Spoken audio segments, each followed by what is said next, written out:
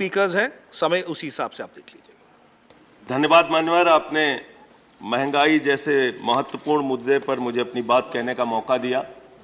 जिस महंगाई से पूरा देश कराह रहा है, मैं चंद लाइनों से अपनी बात शुरू करूंगा कि वो जिनके हाथ में हर वक्त छाले रहते हैं, वो जिनके हाथ में हर वक्त छाले रहते हैं, आबाद उन्हीं के दम पे महल वाले रहते हैं।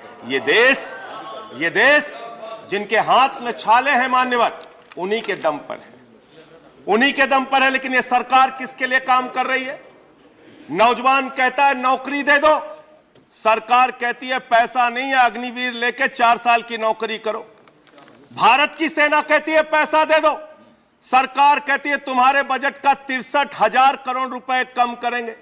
माताएं बहनें कहती हैं गैस का सिलेंडर बढ़ गया, बच्चे के दूध का दाम बढ़ गया, आटा दाल चावल महंगा हो गया, उसको कम कर दो, सरकार कहती है पैसा नहीं है। किसान कहता है फसल का दाम दे दो, फसल का दाम दे दो, सरकार कहती है पैसा नहीं है। अरे बुजुर्ग कहते हैं हमारी रेल की तीर्थ यात्रा, उसकी रियायत क्यों कम कर दी, सरकार कहती है हमारे पास पैसा नहीं है। देश के लोग कहते हैं शिक्षा का बजट तो बढ़ा दो, सरकार कहती है 2% से ज्यादा बजट नहीं है।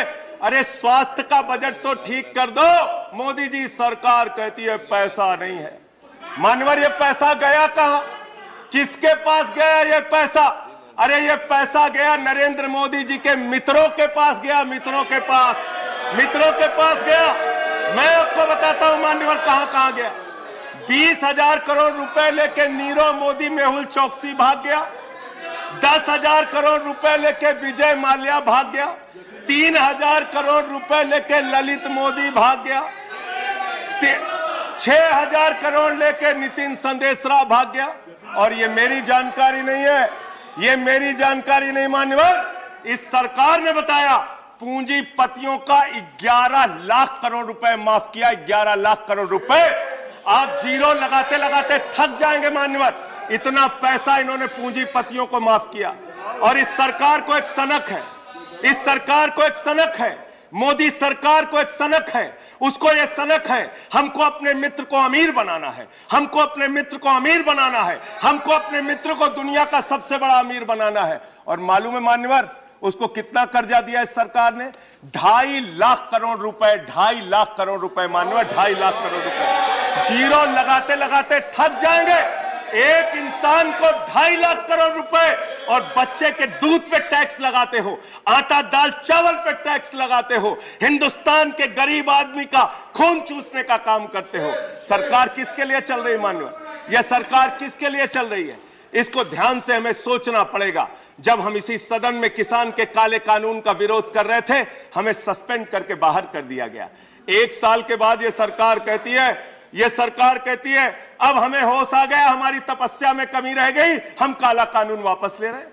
क्यों भाई? 1 साल पहले कानून वापस ले लेते तो 750 किसानों को शहीद नहीं होना पड़ता। आज एक छोटी सी बच्ची, 6 साल की बच्ची ने प्रधानमंत्री को चिट्ठी लिखा है मान्यवर। उसने लिखा है मम्मी से जब पेंसिल मांगती हूं तो मम्मी मुझे मारती है, मम्मी जब पेंसिल मांगती हूं तो मम्मी मुझे मारती है। वो कीर्ति दुबे पूछ रही है मान्यवर मोदी जी कहां है, मोदी जी कहां है? मैं उस कीर्ति दुबे को बताना चाहता हूं मोदी जी की पूरी सरकार झारखंड में विधायकों की मंडी में व्यस्त है, विधायकों की मंडी में व्यस्त है, विधायक के खरीदने में लगे मान्यवर, विधायक खरीदने में लगे। ये पूंजीपतियों की सरकार चल रही है, पूंजीपतियों की गुलामी करने वाली सरकार चल रही है, जो इस देश के अंदर महंगाई बढ़ाने का काम करती है। गरीब के लिए खाने के लिए पैसा नहीं, 800 दवाओं पर, कैंसर की दवा पे, किडनी की दवा पे, टीबी की दवा पे आपने दाम बढ़ा दिया, आपने अस्पताल के कमरे तक पे दाम बढ़ा दिया। आपकी सरकार डीएचएफएल के लिए काम करती है। 34,000 करोड़ रुपए बैंकों का घोटाला डीएचएफएल ने किया और 29 करोड़ रुपए भारतीय जनता पार्टी को चंदा दिया है मान्यवर। इनसे हिसाब मांगना चाहिए। क्यों नहीं जाती ईडी इनके पास, क्यों नहीं जाती सीबीआई इनके पास? इनसे सवाल पूछना चाहिए मान्यवर। मैं सिर्फ इतना कहना चाहता हूं, आप खाने के लिए आपके पास, सरकार के पास पैसा नहीं, उस पर तो टैक्स बढ़ा देते हो, लेकिन गुजरात के अंदर जहरीली शराब पिलाते हो लोगों को, जहरीली शराब 75 लोग जहरीली शराब पी के गुजरात के अंदर मर गए। मानो 75 लोगों की जान चली गई। दिल्ली के मुख्यमंत्री केजरीवाल जाते हैं देखने, गुजरात का मुख्यमंत्री उन लोगों से मिलने नहीं जाता। देश के प्रधानमंत्री उन लोगों से मिलने नहीं जाते, दिल्ली के मुख्यमंत्री केजरीवाल उन लोगों से मिलने जाते हैं। माननीय, और मैं ये कहना चाहता हूं, माननीय, no point of, I am not yielding sir, I am not yielding sir, 1 minute sir, I am not yielding sir, I am not yielding, let me complete sir.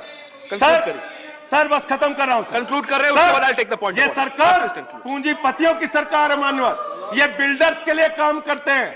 मैं आपको बता रहा हूं, गुजरात में मान्यवर, गुजरात के अंदर, गुजरात में नवासारी एक जगह है, गुजरात में सीआर पाटिल के सांसद, नहीं sir, I am not yielding, इसी चेयर से कहा गया जब बोलते रहो तो किसी को पॉइंट ऑफ ऑर्डर नहीं देंगे। No no sir, no, I am not yielding.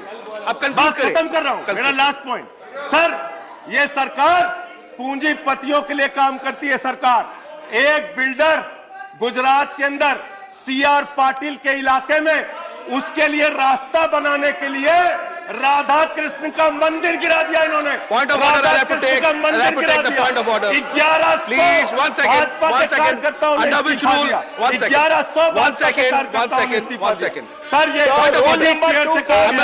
इसी चेयर से कहा गया सर। 1 सेकंड सर, हमारा टाइम आप देंगे sir. 240 no sir, please please chair से बोला गया। I am allowing the point of order, point of order sir, नहीं बोला गया। No sir, 1 second, point of order, 240 point of order नहीं ले सकते सर, जब ये बोल रहे हैं सदस्य 240 irrelevance or repetition. The chairman, after having called the attention of the council to the conduct of a member who persists in irrelevance or in tedious repetition, can ask the member to discontinue the speech.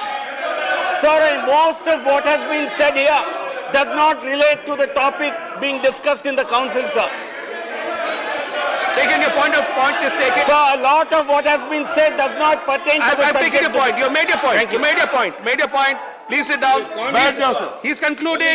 बस खत्म। Please. माननीय sir, इसी chair से कहा गया था एक सदस्य बोलता रहेगा तो किसी को पॉइंट ऑफ ऑर्डर नहीं देंगे। सर खत्म कर रहा हूँ। सर, मैं ये कह रहा हूँ, कल तक मैं ये कह रहा हूँ, ये सरकार, कल तक ये दूसरा कानून था। हाँ ठीक है, बैठ जाओ, कंक्लूड करिए, बैठ जाइए, खत्म कर रहा हूँ। कंक्लूड करिए। सर, मेरा समय खा रहे हैं लोग।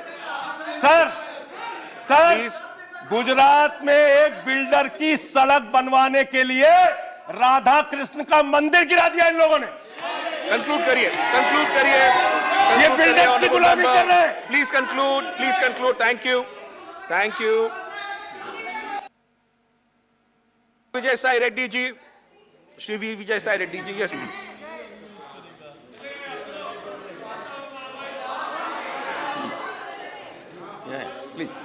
Please.